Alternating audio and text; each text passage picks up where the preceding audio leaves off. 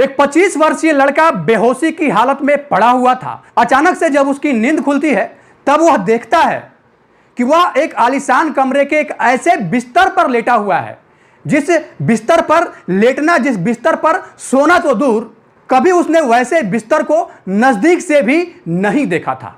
एकदम से जैसे ही उसकी आंख खुलती है, सुख सुविधाओं की ऐसी कौन सी चीज नहीं थी जो चीज उस कमरे में उपलब्ध नहीं थी। और इससे भी हैरान करने वाली बात यह थी कि उसके बेड के जस्ट बगल में एक खूबसूरत सा डिजाइनिंग सोफा लगा हुआ था और उस सोफे पर 3 लड़कियां बैठी हुई थी। साथ ही एक और लड़की जो फ्रिज के एकदम करीब थी। उन चारों लड़कियों को देखने के बाद उस लड़के की आंखें खुली की खुली रह जाती है। दरअसल उन चारों लड़कियों ने केवल अंडरगारमेंट्स पहने हुए थे। उनके तन पर उसके अलावा एक भी कपड़ा नहीं था। अब यह सब अपनी आंखों के सामने देखकर उस लड़के को बिल्कुल सपना जैसा लग रहा था। लेकिन यह सपना नहीं था, बल्कि पूरी तरीके से सच था। एक ऐसा सच, एक ऐसा भयानक सच, जिस भयानक और खौफनाक सच की परिकल्पना उसने कभी अपने जिंदगी में कभी नहीं किया था। इसी बीच एक लड़की जो फ्रिज के पास खड़ी थी, वो उस लड़के के पास आती है और आने के बाद गिलास में पानी और कुछ गोलियां उसे देती है और कहती है इसे खा लो। वो लड़का प्रारंभ में मना करता है, लेकिन मजबूरी में उसे उन गोलियों को खानी पड़ती है। अब गोलियों को खाने के बाद उसके शरीर में एक अलग प्रकार का बदलाव देखने को मिलने लगता है और उस लड़के के शरीर में बदलाव होने के बाद उन लड़कियों के द्वारा उस लड़के के साथ जो किया जाता है वो अपने आप में न सिर्फ खौफनाक था, बल्कि दर्दनाक और शर्मनाक भी था। अब जैसे ही अखबारों और सोशल मीडिया के माध्यम से इस खबर की गूंज सबके कानों तक पहुंचती है, सबके मन में इस बात को लेकर जानने की उत्सुकता बढ़ जाती है कि आखिरकार उन चारों लड़कियों ने एक साथ मिलकर ऐसा उस लड़के के साथ क्यों किया। दोस्तों यकीन मानिए, जब इस पूरे घटना को आप सुनेंगे तो आपकी अंतरात्मा कांप उठेगी, आपका रोम रोम सिहर जाएगा और आप ये सोचने पर मजबूर हो जाएंगे कि क्या आज के युग में भी ऐसा होता है। दोस्तों थोड़ा सा समय निकालकर इस पूरे वीडियो को आप लोग जरूर देखें, क्योंकि एक बड़ा ही दिलचस्प और इंटरेस्टिंग घटना जो कि घटी है, इस सच्ची घटना को लेकर मैं आप सबके बीच आया हूं। और जब तक इस पूरे वीडियो को आप लोग देखेंगे नहीं, कहानी की सत्यता से आप भली भांति परिचित नहीं हो पाएंगे। दोस्तों आज की जो सच्ची घटना मैं आपको बताने जा रहा हूं, यह सच्ची घटना पंजाब के जालंधर शहर स्थित कपूरथला रोड की है। दरअसल 21 नवंबर 2022 की शाम लगभग 7 बजे के आसपास, जब सड़कों पर पूरी तरीके से अंधेरा था, सड़कों पर केवल स्ट्रीट लाइटें ही जल रही थी और इसी बीच एक 25 वर्षीय लड़का जो पास के फैक्ट्री से काम करके अपने घर वापस जा रहा था। इसी बीच उस लड़के के बराबर में एक सफेद कलर की कार आकर रुकती है और कार रुकने के साथ ही कार का शीशा नीचे होता है। शीशा नीचे होते ही उस व्यक्ति की तरफ कार के अंदर से आवाज आती है, भाई साहब रुको, मुझे आपसे बहुत जरूरी काम है।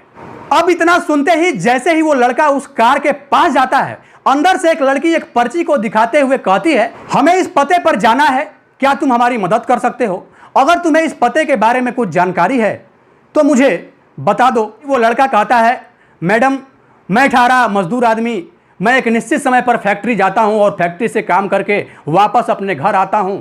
मैं कम पढ़ा लिखा हूं, 15-20 हज़ार की मैं नौकरी करता हूं, बहुत ज़्यादा मुझे यहाँ के बारे में जानकारी नहीं है, तो इसलिए मैं इस पते के बारे में, इस एड्रेस के बारे में आपकी कोई भी मदद नहीं कर पाऊंगा। जब वो लड़का इस तरह की बातें कर रहा था, अपनी बात को रख रहा था, इसी बीच कुछ ठंडी सी वस्तु उसके चेहरे पर आकर गिरती है। वह उस वस्तु के बारे में, उस केमिकल के बारे में, उस चीज के बारे में कुछ समझ पाता, इसके पहले ही वह पूरी तरीके से बेहोश हो जाता है। लगभग 2 घंटे के बाद, यानी जो ये घटना उसके साथ घटी थी, ये 7 बजे के आसपास की घटना थी और 9 बजे के आसपास जब बेहोशी की हालत से वो बाहर निकलता है, जब उसकी आंखें खुलती है, तब वह अपने आप को एक आलीशान कमरे में बंद पाता है। उस कमरे में सुख सुविधाओं की हर वो चीज थी।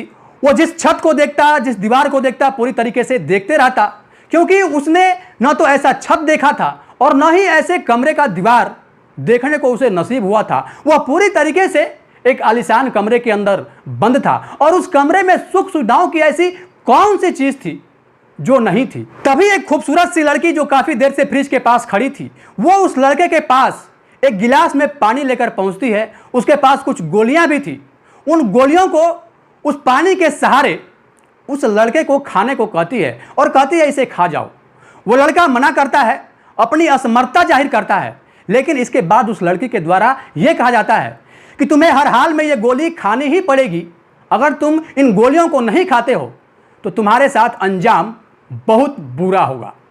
क्योंकि हाथ और पैर उन लड़कियों के द्वारा उस लड़के का पूरी तरीके से बांध दिया गया था और वो चाह कर भी कुछ नहीं कर पा रहा था। वो पूरी तरीके से शांत अवस्था में वैसे ही पड़ा रहा और मजबूरी में आकर उसने उन गोलियों को भी खा लिया।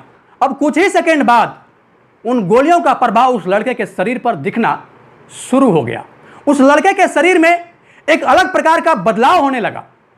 उसके उस बदलाव को देखते ही जो वहां पे 3 लड़कियां सोफे पे बैठी हुई थी, वो एक एक करके अपने तन से कपड़े को अलग करने लगती है। और एक समय वो भी आ जाता है जब उन लड़कियों के तन पर अंडरगारमेंट्स के अलावा कुछ भी नहीं था। और उन लड़कियों ने उसी अवस्था में एक एक करके शराब पीना भी उसी कमरे में शुरू कर दिया। और ये सब कुछ अपनी आंखों के सामने मजबूरी में होकर, क्योंकि उसका हाथ पैर बांधा हुआ था, वो लड़का एकटक उन लड़कियों को देख रहा था। और इससे भी ज्यादा हैरान करने वाली बात यह थी कि उन लड़कियों में एक भी लड़की की उम्र 20 साल से कम और 24 साल से ज्यादा नहीं थी। यहां शराब पीते हुए कभी अंग्रेजी में बात करती, कभी पंजाबी में बात करती। वो लड़का बेसुध अवस्था में वैसे ही पड़ा रहा। उसे बिल्कुल भी समझ नहीं आ रहा था कि यह सब हो क्या रहा है।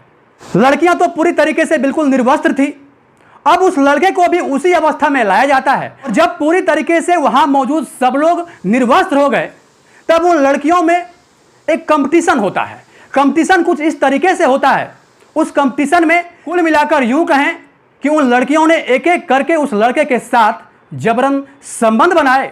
और इस बीच वो लड़का हाथ जोड़कर उन लड़कियों के आगे रो रहा था, गिड़गिड़ा रहा था और कह रहा था कि मैडम मुझे छोड़ दो, मुझे जाने दो, शायद आप मुझे जानती नहीं हो, मैं एक मजदूर आदमी हूं, मैं एक गरीब आदमी हूं, आखिर तुम लोग ऐसा क्यों कर रहे हो।